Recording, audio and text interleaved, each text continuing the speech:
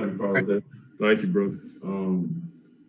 Kind of off the beaten path question, but with all the jobs open right now, are you feeling a little bit more optimistic for Black coaches than perhaps you had in the previous year? Hard to say. Cautiously optimistic. No, I think there's. I hadn't thought about it just because I've been so locked in on the game, but I do feel like there's so many worthy candidates. You know, Willie Green is a guy that's talking to teams as we speak.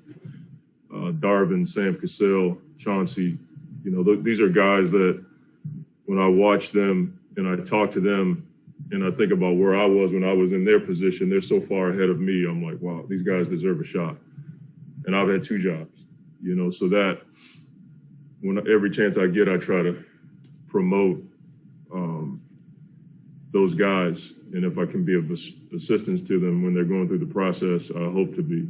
And so from that standpoint, yeah, I am, just because I know where I was at that stage, where they are. And I think about how smart Willie and Chauncey and Darvin, Sam, it's pretty cool to see those guys getting the mentions that they're getting, and people are looking out for them in that regard. I hope they get their shot. And also, do you think your success helps? And do you feel any pressure at all in that regard? I don't feel pressure. I do feel a responsibility to work hard and to keep myself in a position of professionalism, because I do think Nate McMillan and Doc Rivers did that for me. Coach Pop, when I had a chance to go to different teams and I was in San Antonio, he and my wife at the time, they absolutely pushed me to go to Portland so I could work under Nate, because he had so much respect for Nate. So I got a chance to see it every day with him. And Nate taught me how to approach the job in a way that I hadn't seen before.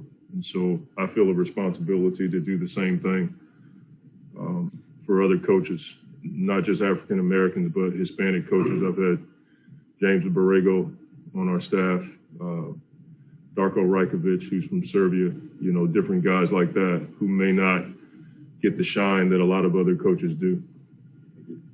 Next 3 questions are going to be Kellen Olson, Dwayne Rankin, and Mark Medina. Hey, Monty, good to see you. We've asked you a lot about playing Devin at the point the last 2 years on the side today. Yeah. What do you like about that specific look at running the offense? Well, we do it from time to time, mostly at the end of quarters. I like it because it gives him a chance to see the floor from the top. A lot of times when he's playing, he's seeing it from the basket view out, and it gives him more time to make adjustments on the fly, because when teams blitz him or they switch, when he has the ball from the beginning, he has more time to adjust. And he's, you know, our best scorer, one of our best facilitators. Doesn't get enough credit for how well he passes the ball. His passes are on time, on target.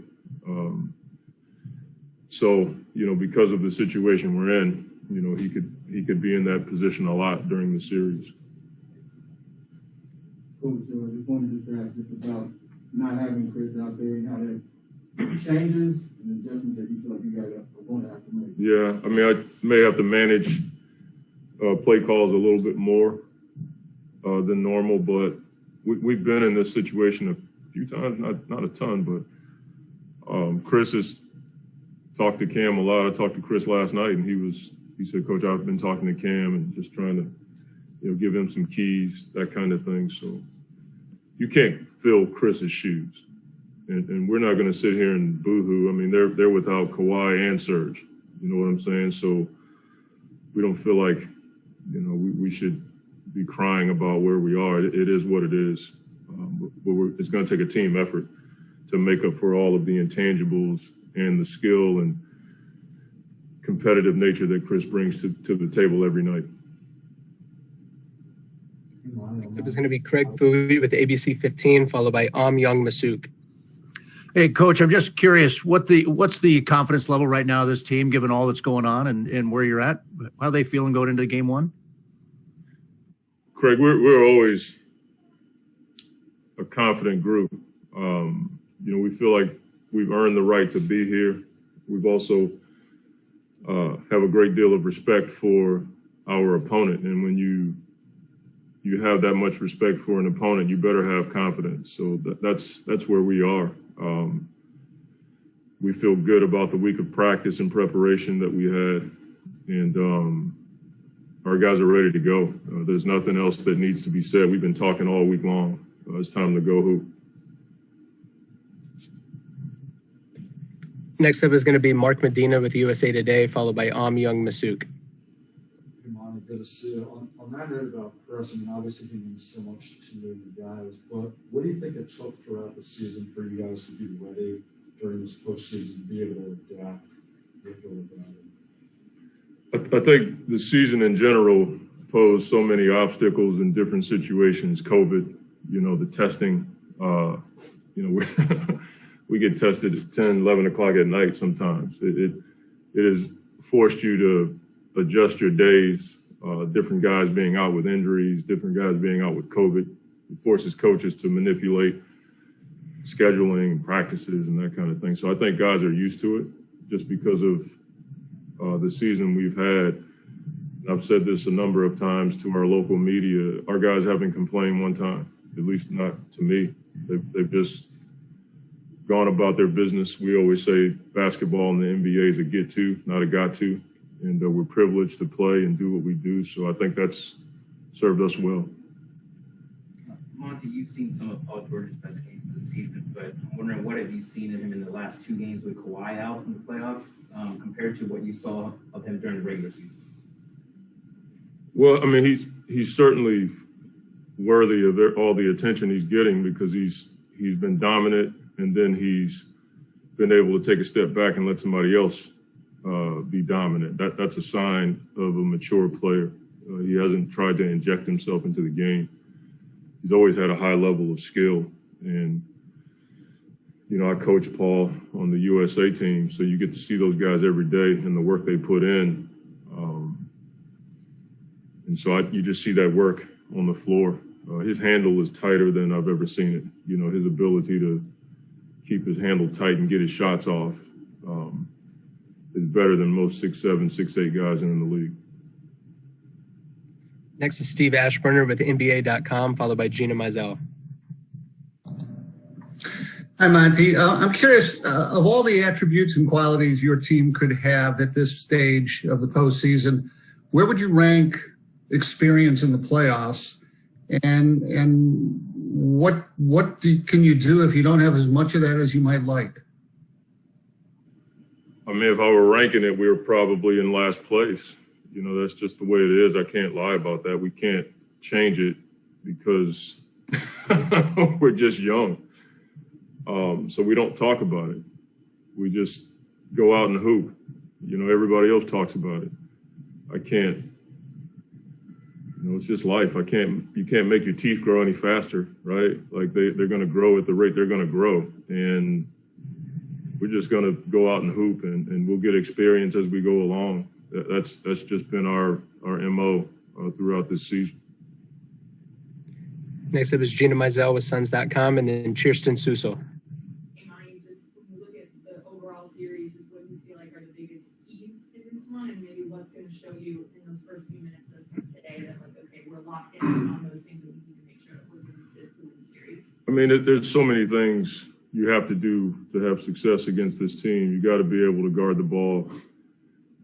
You certainly have to rebound. They have guys who are physical and that kind of thing. You're always dealing with the switches with them, but most teams do that. But for me, it's just the mental poise throughout the series, the ability to stay the course. We've had challenges all season long.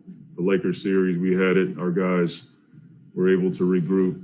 The Denver series, same thing. So there's been some chippiness with this team. And I think our guys are looking forward to competing against them.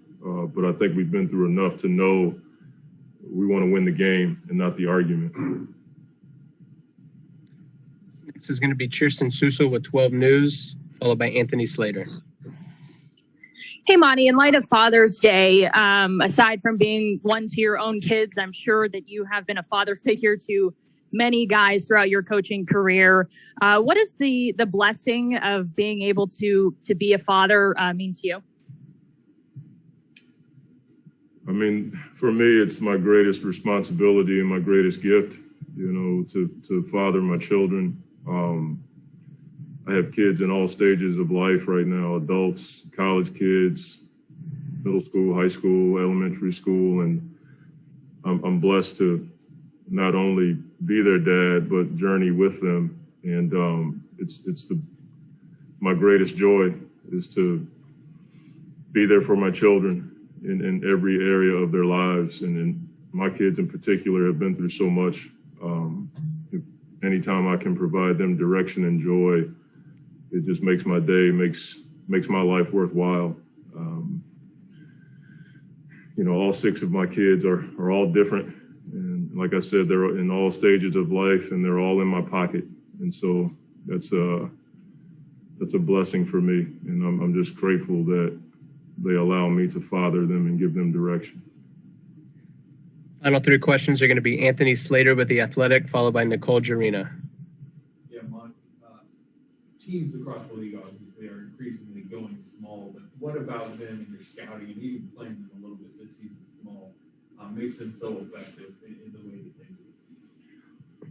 Well, they're shot making off the dribble. That's the only way you can effectively stay small. You got to be able to knock down shots off the dribble, because at some point you're going to end up in a switch rotation, and they're one of the best. I mean, there's certain teams that have 1 or 2 guys. Steph can do it, Dame can do it, CJ can do it, but this team has multiple guys that can get shots off the dribble. So you got to be able to guard without fouling when they get into that environment. Final 2 questions are going to be Nicole Jarina from Puerto Rico and Dan Woike. Hi, Coach. Happy Father's Day. Thank you. You're welcome. As you say before, the goal is more bigger than the conference finals, but how much pride you feel for your players and team members that made history for the franchise, for be the first Suns team to make the playoffs in 2010 and also made the conference final? Well,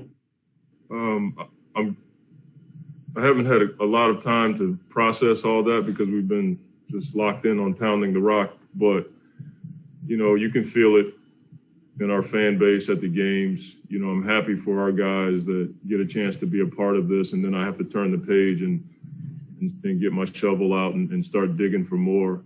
But it's a natural human emotion to be happy. And then for me, it's like, okay, I got to turn the page and get rid of that, and let's move forward and get more. So we want to keep pushing and give this city and this organization even more to be happy about. Final question is Dan Woike with the LA Times. Hey, Monty. You touched on this a little bit to Anthony's question, but when a team does go small, what does that do mentally to a player like DeAndre? What kind of decisions does he need to make? And how important is it for you guys to stay in sort of what you want to do versus sort of reacting? Yeah, I mean, you'd have to ask him. I can't tell you what he's thinking. I can tell you what we try to get him to see in the environments we try to keep him out of. When you go small, if you have a bigger guy on the floor, you could end up in rotations. Well, most bigs aren't used to being in rotations. So if you watch the Utah series, Rudy was trying to cover up a lot. That's something you want to avoid. That's not something we're going to just, try to keep secret. And so that's not just for him, it's a team thing. How can we keep DA, Dario, Frank, if needed, out of those kinds of rotations? Because you always want to keep your best rebounder at the rim, best shot blocker at the rim. And so that's going to be a challenge for us, but we feel like we can do it. Thank you for the time, Coach. Thank you, guys.